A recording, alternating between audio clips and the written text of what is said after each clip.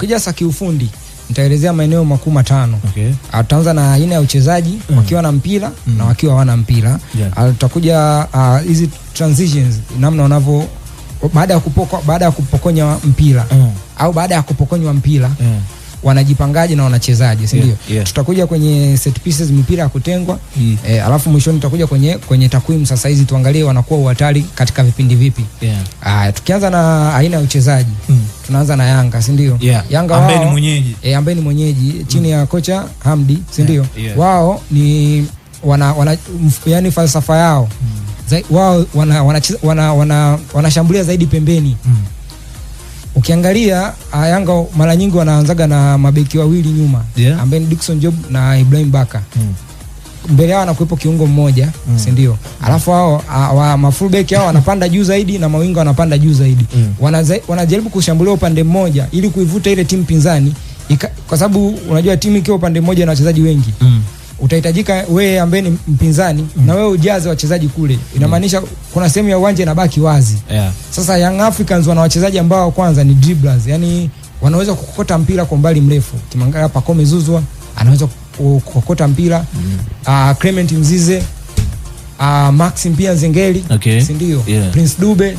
Sasa kupitia hao wana uwezo wa kuataki pembeni, wakaweza kuwapita, yani wakaweza kuvunja zile overloads ambazo zinafanywa na mpinzani.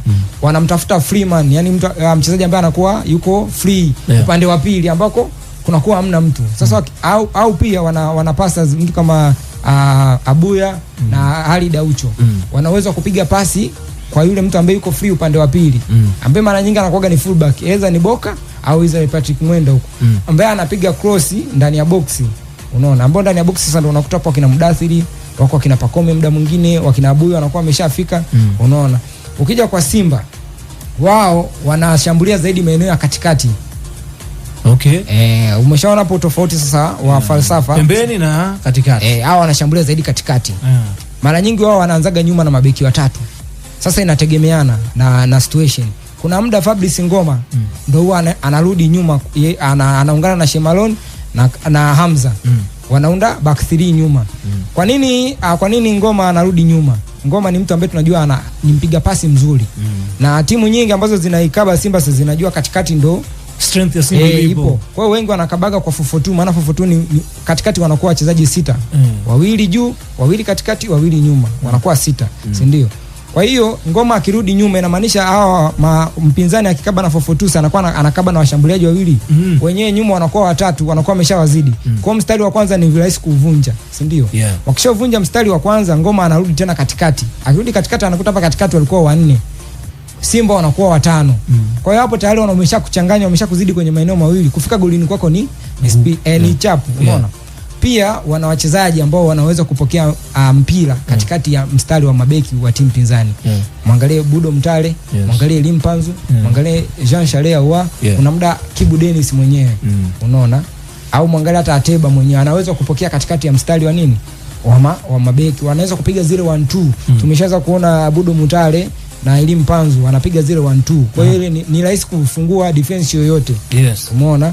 Kwa hiyo wakiwa na mpira ndo wanacheza kwa namna hiyo. Leo sasa ukija kwenye impact tunaelewa ubora wao. Na siku zote hawa makocha wanafanya kazi na wachezaji, sio maroboti. Kwa hiyo unahitaji, ukishaweka falsafa yako unahitaji mchezaji atekeleze jukumu lako. Sasa kwa namna ambavyo Simba wanacheza, Elim Panzu ni hatari kwa sababu kwanza ni mtu ambaye anaweza kushuka chini akachukua mpira, ana uwezo wa kupita akavunja hata ule mstari mmoja wa timu pinzani. Anamaanisha anaweza kuchukua wachezaji wawili au watatu akatengeneza nafasi. Hilo ameshalionyesha, sio kwenye mashindano ya kimataifa, sio kwenye ligi msimu huu. Kingine ni mtu ambaye anaweza kupiga mashuti ya nje. Nilikuwa naangalia kwenye takwimu hapa, Simba anaongoza kwa magoli ya nje ya box, ana magoli kama 9. Unaona? Msimu huu ukijumlisha na zile faulu mbili za Jean Charles Ahoua.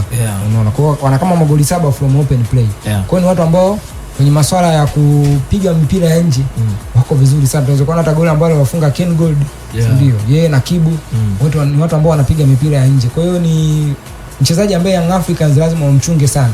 Wahakikishe asogei pale nje ya box kwenye ile eneo muhimu. Wafanye kama alivyofanya Ales Barikane. Mnamforce acheze zaidi pembeni. Yani akifika pale katikati awepo mtu wa kumman mark kwamba akishika tu mpira huyu unamfika. Kwa sababu ukimruhusu aliangalia goli lako hivi ana uwezo wa kufanya chochote kile. Ukija kwa Young Africans, Pacome Zouzoua naye atakuwa ni mchezaji ambaye anatazamwa sana. Namna Young Africans wanavyocheza, nimesema ni watu ambao wana attack zaidi pembeni. Sasa Pacome Zouzoua kwa nini ni hatari? Naye ana uwezo wa kushuka chini akachukua mpira. Akiuchukua ule mpira inamaanisha Shedrack Boka ana uwezo wa kuoverlap. Si ndio? Na tunajua Boka alivyo hatari kwenye mikimbio yake. Ana mikimbio ambayo anakuaga mid-time vizuri na ana speed nzuri. Sasa Pacome Zouzoua angalia wanavyochezaga na Boka ile combination play yao. Pacome anashuka chini anachukua mpira, anamvuka beki mmoja, inamaanisha beki mwingine itabidi aje ampressure. Akimpressure anaacha nafasi, anampitishia Boka. Unaona? Boka yeye ndo sasa ataamua apige cross aingie nao ndani, apige cutback au nini. Kingine pia Pacome Zouzoua anapokuwa karibu na goli, si ndio? Anapokuwa analitafuta box, ni mchezaji hatari kwa sababu yeye kwenye 1v1 best player we have kwenye hii ligi. Ndio mchezaji bora tunaye kwenye hii ligi kwenye swala la 1v1. Kwamba unamtarisha na beki mmoja, yeye kwake hawazi. Anampita kwa namna yote ile anojisikia yeye. Unaona? Kwa hiyo tuangalie sasa mafullbacks wa Simba, si ndio? Ambaye atakuwa anakutana naye leo ni Shomari Kapombe. Tunajua Shomari Kapombe akikutana na mtu mwenye energy namna ambavyo anapata shida. Kwa hiyo itabidi watumie nguvu ya ziada sana. Aidha kama ni kumforce Kagoma aende akamsaidia au winga mmoja wapo awe anashuka chini kumsaidia kumpa tafu. At least wao wawili wanaweza kumdhibiti. Unaona? Pia kuna Mdathili haya na Maxi pia Nzengeli kwa Yanga tusiwasahau. Maxi yeye ni mtu ambaye anakokota mpira. Tunajua naye ana uwezo wa kutengeneza nafasi. Na yeye ni mchezaji muhimu sana kwenye build up ya Yanga. Mdathili yeye ni kivuli. Yeye muda huu mnapiga pasi nini? Yeye anatembea kama kivuli amuoni. Ghafla yuko kwenye box. Na tunajua Mdathili kwenye box tangu atue Young Africans ni mchezaji ambaye ni hatari sana kwenye box. Ameongeza namba zake, ndio. Ukija kwa Simba mtu mwingine ambaye wanatakiwa mchunge sana ni Shomari Kapombe. Naye siku hizi anaingia sana kwenye box. Si ndio? Mchezaji ambaye siku hizi naye ameongeza namba za kufunga. Kwa naye huwa naye anaenda kama kivuli. So nadhani msimu huu defender bora wa kulia. Defender bora wa kulia no doubt kabisa, unaona. Naye ana mtindo wa Mdathili, naye anaenda kama kivuli. Muda nyinyi mnawakaba kina Mpanzu, kina Mutale. Anasogea tu. Ghafla unashangaa amepigiwa pasi, imepigwa cross, yuko kwenye far post, anaweka. Unaona? Mchezaji mwingine wa Simba ambaye leo anaweza kuwa hatari, pia muangalie Jean Shalea Ahoua. Kwa sababu namba zake zinaongea. Kwenye zile mechi mbili anaweza asiwe hajawahi kuwa na game nzuri na Yanga tangu atue hapa kwenye zile mechi mbili ambazo amecheza, lakini hatuwezi ku rule out kwamba ana class yake. Kwa hiyo naye wewe makini naye sana kwa sababu naye ni mtu ambaye ana hatari sana ndani ya boxi na ile mipira yake ya kutenga ameweza kuonyesha msimu kwamba pia ana hatari kwenye kuipiga hii. Hivyo bana na takwimu zinazozungumza pia. Mazingira jinsi ambavyo yalivyo hatuwezi kukataa mchezo hata kama tulipo uhakika wa mchezo wenyewe. Hapa kadhaa kutoka ligi kuu nilikuwa nataka nigusie zaidi kona. Hizi timu mbili zote ziko vizuri kwenye masuala ya kona pia na free kick. Unaona, nilikuwa nikiangalia hapa mabao ya kona, Young Africans anao 5, Simba anao 5. Mabao ya free kick, Yanga anao 7, Simba anao 5. Penalty Simba ana magoli Yanga ana magoli 5 ya penalty, Simba ana magoli 12. Kwa hiyo unaweza kuona kwenye mipira ya kutengwa hizi ni timu ambazo zina hatari. Sasa zile kona na mipira ya free kick. Pale Young Africans wanawapiga free kick ambao wamefunga magoli msimu huu kama 3 au 4. Kuna Chama, kuna Israel Patrick Mwenda, kuna Shedrack Boka. I'm not sure kama Azizkia amefunga free kick kwenye ligi kuu, lakini kwenye mechi ya Confederations dhidi ya sikumbuki ni timu gani ile, ni Mbeya City au ni nini? Aliscore.